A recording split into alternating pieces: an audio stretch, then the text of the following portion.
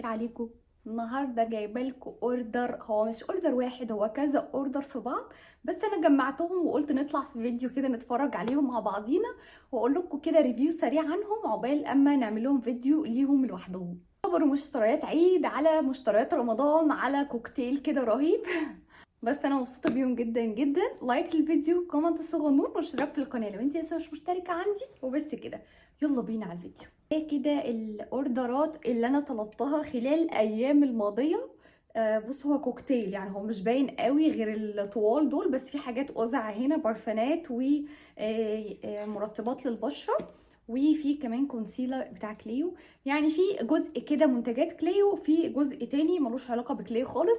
فهنمسك حاجه كده وافرجكم عليهم. اول حاجه حبوباتي وهو اللوشن ده. انا كان بقالي كتير قوي قوي ما جبتش لوشن صراحه لجسمي، وكنت متبعه سياسه كده توفيريه، واللي هي ارجعوا للفيديو شورت كده انا منزلاه على اليوتيوب، اللي هو توفير وبلاش تبذير، اللي هو يبقى عندك حاجه واحده بس تخلصيها وبعدين تجيبي اللي بعدها، بلاش ان احنا نجيب كذا واحد. بس لو عروسه طبعا ما تعمليش كده، لا هاتي وروقي على نفسك زي ما انت عايزه خالص. المهم جبت اللوشن ده لاني كان عندي واحد بس من ايفون ولسه مازال عندي يعني. بس الصراحه ده اغراني جدا، هقول لكم ليه بقى. اول حاجه هو براند كده نازل جديد اسمه بلاك بينك. للي يعرفه هو منتشر قوي قوي اليومين دول على الانستجرام، في بلوجر مشهوره هي اللي عاملاه. نازل بثلاث روايح، ده فانيلا وفي فراوله وفي كمان حاجه اسمها دريم كاتشر. بس الصراحه معرفش ريحتها عامله ازاي، بس عندي حب استطلاع هيموتني، عايزه اعرف هو ايه ريحته. المهم ده بيدوم 24 ساعة، كمان بيرطب الجسم ترطيب مضاعف، كمان لو في جلد وزة بيعالجها، بيفتح الجلد كمان. فتركيبته خطيرة على الكلام اللي سمعته الصراحة، فده شجعني جدا جدا ان انا اجيبه. ريحته عايزة اقول لكم خطيرة. من هنا للسنة الجاية للي بيحبوا الفانيلا ويحبوا الحاجات الكيوتس زيي، انصحكم بجد بجد باللوشن ده. وبينزلوا عليه عروض كتيره قوي قوي على البيج بتاعتهم، فتابعوا في الانستجرام يعني البيج بتاعتهم، هتستفادوا قوي قوي من العروض.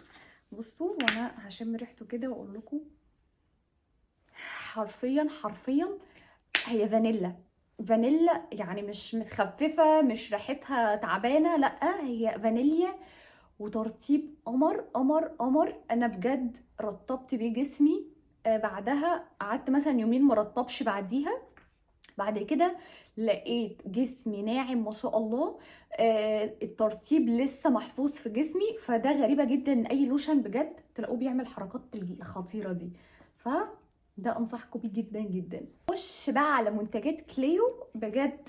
برضو كانت ما شاء الله الاوردرات اللي جبتها من كليو برضو عجبتني قوي قوي، كسعر كماتيريال، ككل حاجة كواليتي بتاعتهم خطيرة على السعر الرخيص ده. انا الصراحه كنت مقلقه على الديسكاونت اللي موجود على البيج بتاعتهم، بينزلوا خصومات.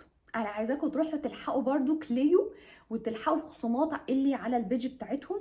المهم يا ست الكل مطولش عليكم، جربت المرطب ده للبشره المختلطه والدهنيه. مش قادره اقول لكم، مش قادره اقول لكم، انا عايزه اعمل لهم بجد ريفيو لوحدهم من كتر ما هم فظاع فظاع فظاع. شعر القطه بيطير في الهوا حرفيا.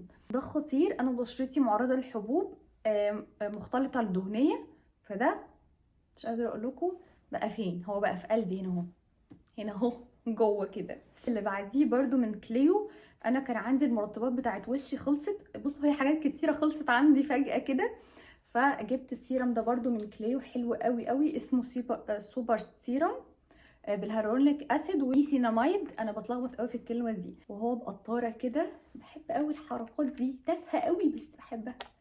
بصوا، بحب قوي الحركه دي. و الملمس بتاعه تقيل سيكه كده، بس ترطيبه برضو طلع خطير. الحاجه التالتة اللي جربتها من كليو وبرضو ما خذلتنيش، هو كان نازل منه اصدار قديم، الاصدار الجديد هو ده الكونسيلر بتاع كليو.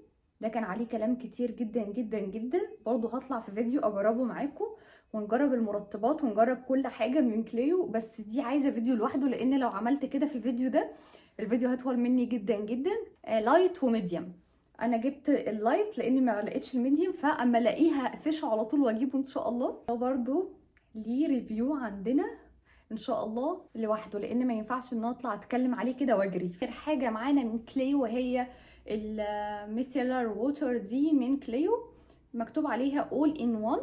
وكمان فيس وايز يعني للوش وللعين ميك اب ريموفر، تمام، وما فيهاش اي مواد ضاره، وكمان 200 مللي. اللي ما يعرفش منتجات كليو يا جماعه، انا عايزاكم بس تخشوا كده تعملوا شيك اب على البيج بتاعتهم وتشوفوا الاسعار عامله ازاي. خشوا الاول وبعدين ارجعوا كلموني. بجد المنتجات دي يا جماعه تعتبر ببلاش حرفيا، انا عايزاكم تروحوا تلقوا نظره وتقولي تاني. برضو مش هتكلم عليه لان هم عايزين بجد ريفيو لوحدهم من كتر ما انا انبهرت بكل المنتجات بتاعت كليو. فده برضو مع اخواته في فيديو تاني ان شاء الله هعمل لكم عنهم ريفيو قمر. غير حاجتين ودول قلت هخليهم في الاخر علشان هم الصراحه حاجه كده قمر بجد. انا برضو عندي برفانات الحمد لله بقالها كتير، ويعني برش كل فين وفين كده لان انا بنزل مثلا مشاوير بروح وباجي، ما بحبش ان ريحتي تبقى باينه في الشارع او كده عشان غلط طبعا زي ما احنا عارفين. فبرش كده ايه برشات بسيطه عند ايدي هنا في المعصم، ورا وداني، حاجات بسيطه ان انا كمان عندي مشكله في جيوب الانفيه. اللي عنده المشكله دي هيبقى فاهم انا بتكلم في ايه. فما ينفعش ان انا ارش رشات كتيره يعني وكده، فمش توفير والله، بس هو تعب برضو في الموضوع. لما عملت اوردر برفانات حاجات صغننه كده 30 مللي، يعني شدوني وريفيوهات عنهم خطيره، فقلت واي نوت يعني نروق على نفسنا كده ونجيب كام برفان كده صغننين على اللي عندي، مش مشكله يونسوا بعض كلهم. واتخرب بيتنا. والشهر ده عايزه اقول لكم عملت اوردرات، كل الاوردرات دي كلها بقى جت ورا بعضها ورا بعضها ورا بعضها، حاجه كده يعني مش قادره اقول لكم. الحمد لله الحمد لله. اول برفان معانا قمر، وهو البرفان الخطير السقنقون ده. بصوا صغنوني ازاي. ده بقى تاخديه معاكي وانتي مسافره، تاخديه في شنطتك وانت رايحه عند ماما، خارجه، بس ما نحطش بره في الشارع، تمام. اسمه بكرات. بصوا هو حجمه صغنوني ازاي، انتوا تشوفوه من قريب ان هو كبير، انما هو بص حجمه حجمه صغنوني قوي، خطير. اسمه بكرات، تمام. ريحته بس انا ما بعرفش اوصف قوي، تمام، بس هحاول يعني عشان خاطركم انتوا. بصوا هو ريحته كده تحسوا ان هي روايح شرقيه كده اصيله، على برضو مش شاذه قوي ان هي تضايقك في الجيوب الانفيه، وفي نفس الوقت مش عارفه ريحتها قمر. انا لما بحطها هنا في ايدي وبحطها ورا وداني بتفضل ثابته وقت ابن لذينه. فدي بجد من اكتر الحاجات اللي بسطتني في الاوردرات اللي فاتت دي. القمر اللي بعديها وهي سكاندل. طبعا دي مشهوره اكتر من بكرات، بكرات يعني مشهوره الفترات اللي فاتت دي، انما سكاندل اقدم منها. بصوا الشقلباظ شكل الازازه اصلا لوحدها خطيره. برضو حجمها صغنوني، ريحتها اموره قوي قوي، بس اما بتهدى لان انا ما بحبش البرفانات الجامده زي ما قلت لكم، فبرشها وبسيبها تهدى كده وبقعد بقى ساعتها اشم. لا بلاقي ريحتها خطيره خطيره خطيره. فدي كانت اخر حاجه من الاوردرات اللي خربت بيتي الشهر ده. وبس كده يا حبوبات، دي كانت جزء كده بسيط من الاوردرات اللي انا جبتها، ولسه في حاجات هنجيبها على العيد.